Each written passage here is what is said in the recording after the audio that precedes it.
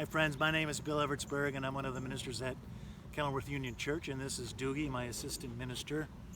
Doogie went on a mini vacay last week with his mom and his sister and his brother-in-law at White Lake in Michigan, and spent most of the week in Lake Michigan. So you can see he's got these terrible hot spots under his ears. So if you have a minute this week, why don't you lift up a prayer to the Almighty that Doogie's wounds will get healed.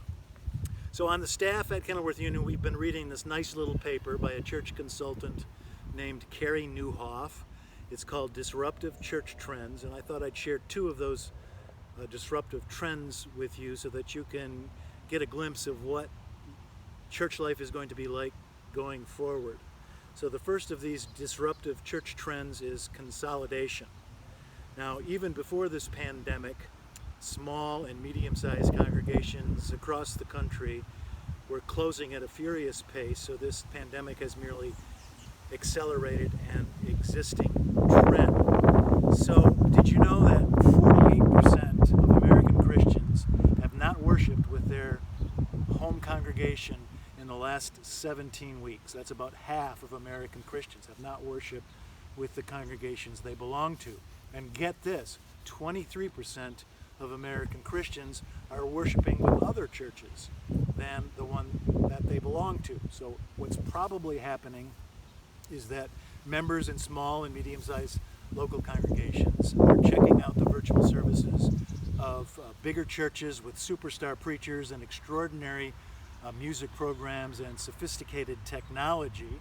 And so that what might happen as a result of this consolidation after the pandemic is over is that American Christendom is going to have fewer but larger congregations. And so we want you to know that as a result of this disruptive trend of consolidation, the staff at Kenilworth Union is working very hard to make sure that our church is one of those congregations people are fleeing to rather than fleeing from. So that's the first disruptive trend, consolidation. And the second is that the reopening of church might not be the rush preachers were hoping for.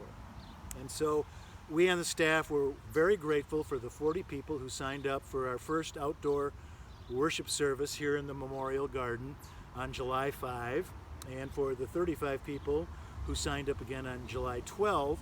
But to be honest, we were underwhelmed by those numbers. We have room for 100 in here, and we didn't need it. And we get that. Worship is different now, isn't it? It's not what it was before. You have to check in and get your temperature taken.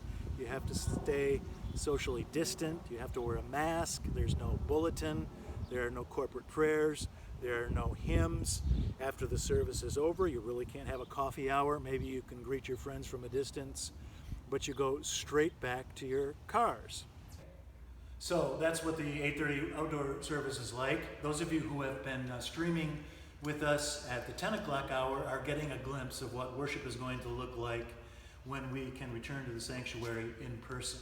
So it's going to look like a lot like that outdoor worship service. We're hoping to do this on September 20 at 10:30, by the way, physically here in the sanctuary with a real worship service.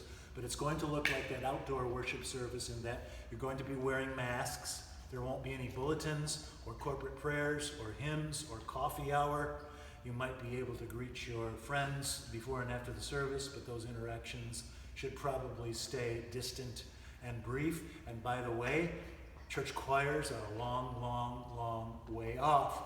And you might have noticed that we've also installed plexiglass barriers on the pulpit and on the lectern. And there's a third plexiglass shield for the singers in the rear of the chancel. And to be honest, this is a little off-putting, right? There's a barrier between me and you, between the liturgist and you. My best friend from Connecticut worships with us at Kenilworth Union most Sundays virtually.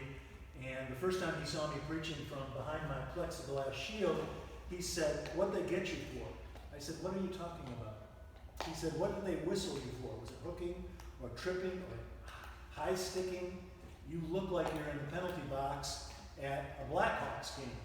And I said, "Phil, that's exactly what it feels like. I've been penalized, but the penalty is not 2 minutes long. It's been 17 weeks. And so this is very different from what we used to do. And we understand that for that reason, many of you might continue to prefer worshiping virtually from home, while many of the rest of us are here physically in the sanctuary, because there's a sense in which virtual worship can be just as intimate as worship on campus here with the rest of us. We know it's convenient. You don't have to wrestle the kids into their Sunday best, and you don't have to drive to church. You don't have to do it at 10 o'clock on Sunday morning. You can do it when it's convenient for you. If the sermon is boring, you can read the New York Times, which you probably have in your lap anyway, and you can fast forward to the good parts. So we understand that some of you might be wanting to continue to do that, even when some of us are here in the sanctuary beginning September 20. Those underattended outdoor worship services have alerted us to that possibility, and so the church leadership is tempering its expectations. Now, all of this is telling us about the importance of our ongoing digital ministry. Carrie Newhoff, a church consultant, says, you don't want to be JCPenney's, you want to be Amazon. JCPenney's is a physical organization with a digital presence, and Amazon is a digital organization with physical locations, and Penny's is almost extinct. So those two important disruptive trends, consolidation and a slower, smaller return to reopening in the church. And they are disruptive trends, but there are also opportunities for congregations that can get it right. And we want you to know that the church staff is trying hard not to be pennies. So the Lord bless you and keep you. Amen.